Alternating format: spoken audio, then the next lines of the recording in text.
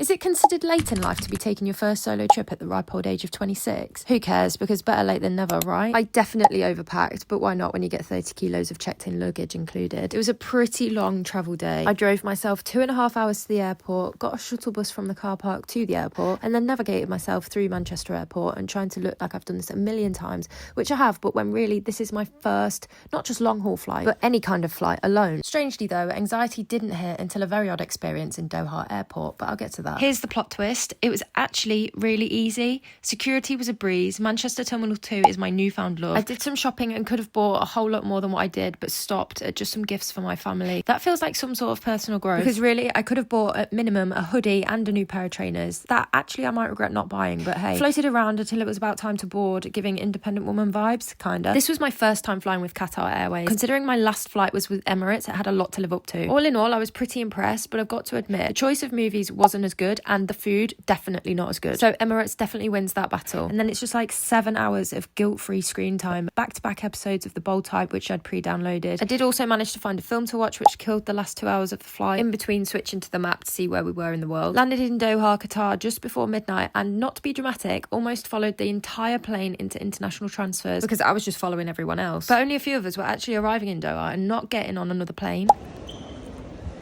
I feel like I'm the only one that's got off that plane that is actually arriving in Doha and getting out at Doha. Everyone else has got a transfer to another country.